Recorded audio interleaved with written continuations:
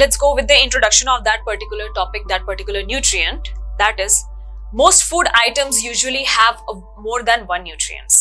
ठीक है, different type के meal we have, right? And whole meal जिसमें different type of food material we have. So yes, different food material means having or getting different type of nutrients for our body, right?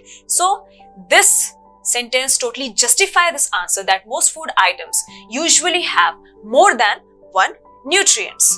For example, one particular nutrient may be present in larger quantity. तो उसका example क्या आ जाता है? Rice has more carbohydrates. ठीक है, rice का आप ले लो, जैसे for example talking about this, more than one nutrient तो हो गया. एंड एक फूड आइटम में क्या होता है कि कोई एक न्यूट्रिएंट होगा जो ज्यादा भी प्रेजेंट हो सकता है. तो राइस इज द एग्जाम्पल जिसमें सबसे ज्यादा कार्बोहाइड्रेट्स होते हैं. This is one important point, right? Rice में कार्बोहाइड्रेट की क्वांटिटी के अलावा कोई इतना न्यूट्रिएंट प्रेजेंट नहीं होता है, right? So that is why it is said that. उसके अलावा our body needs dietary fibers and water. Dietary fibers, fibers term आप याद रखिए, फाइब्रस मटेरियल्स जो होते हैं और वाटर चाहिए होता है. ठीक है, डाइटरी फाइबर्स के बारे में तो हम we are going to read in this topic only, but पहले हम वाटर के बारे में बात कर लेते हैं कि पानी की रिक्वायरमेंट क्यों है हमारी बॉडी में. हम कहते हैं कि पानी पीना चाहिए, है ना? Because 70% of our body is made up of water. ठीक है, also water provides or act as solvent in our body for different type of materials या substances. कोई भी चीज अगर डिसॉल्व होनी हो हमारी बॉडी में तो वो किसके थ्रू होगी बेटा? वाटर के थ्रू होगी. ब्लड तो होता ही होता है, ठीक है, blood is also a liquid. उसके अलावा जो सस्पेंड जिसमें होता है, सस्पेंड का मतलब कहने का है कि जिसमें फैला होता है, वो क्या है? पानी, लिक्विड, राइट? सो पानी की बहुत ज्यादा इंपॉर्टेंस है हमारी बॉडी में. पानी नहीं होगा तो बहुत सारे मेटाबॉलिक प्रोसेसेस जो होंगे हमारी बॉडी में नहीं हो पाएंगे, राइट? एंड उस ना होने की वजह से आवर बॉडी में suffer, we can get sick और we can get severe diseases also because of that. So water की रिक्वायरमेंट बहुत ज्यादा है एंड उसमें जो डिसॉल्व होने वाले सब्सटेंसेस हैं वो बहुत सारे हो सकते हैं. लेट्स से कि कार्बोहाइड्रेट्स आगे, प्रोटीन्स आगे, है ना? अगर एक जगह से दूसरी जगह हमारी बॉडी में ट्रैवल करना है तो कैसे करेंगे बेटा? लिक्विड का प्रेजेंट होना बहुत इंपॉर्टेंट है, right? So let's continue with this dietary fibres. क्या है इसका? Dietary fibres are also known as roughage. तो हमारा जो next nutrient also quite important for our body is roughage. Roughage मैं यहां पे लिख देती हूं, roughage. So, apart from all the nutrients which we have done till now, another important in continuation with that is roughage. ठीक है? Next क्या है इसका? Provided by products in our food. different type के जो products हैं मैं आपको mention करूंगी. वो products आप देख भी सकते होंगे, उनके नाम लिखा भी है.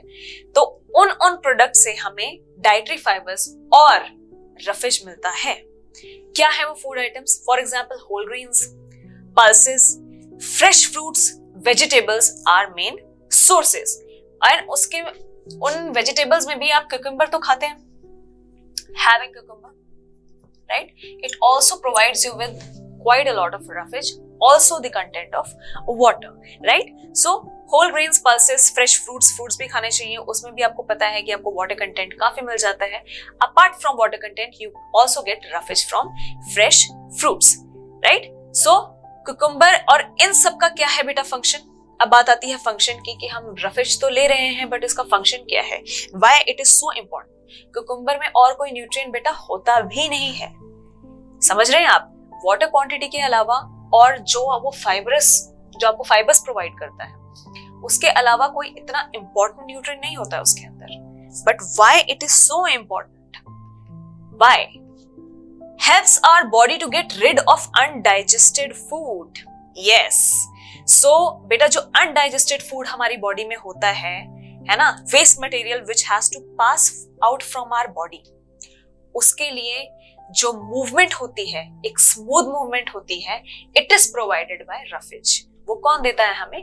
रफेज देता है. सो दैट अगर जो अनडाइजेस्टेड फूड मटेरियल है, if it has to pass through intestine के थ्रू पास करके अगर बॉडी से बाहर आना होगा तो वो जो मूवमेंट है उसको स्मूथ करता है ताकि आपको प्रॉब्लम ना क्रिएट हो, आपके डाइजेशन में टिल द एंड आपको कोई प्रॉब्लम ना अगर हो। खाना खाना तो इंपॉर्टेंट है, having food is so important for our body, ये हम अभी तक पढ़ते आ रहे हैं, है ना। But clearing out waste material from our body is also very important, right. So उस चीज को प्रोवाइड कौन करता है बेटा? Roughage. That is it helps in digestion. Digestion में हेल्प करता है, राइट। कैसे? Provides good bowel movement. अब आपका जो मैंने बता रही हूँ, ये वर्ड जो मैंने आपको बताया है बॉवल मूवमेंट, ये कौन सी मूवमेंट के बारे में बात की है मैंने? बॉवल मूवमेंट बेटा वही है जो मैंने अभी आपको बताया कि जो फूड मटेरियल है, waste material, it is passing through कहां से? इंटेस्टाइन से। तो उस मूवमेंट को हम ओवरऑल बोल रहे हैं bowel movement, right. So let's continue to the next topic.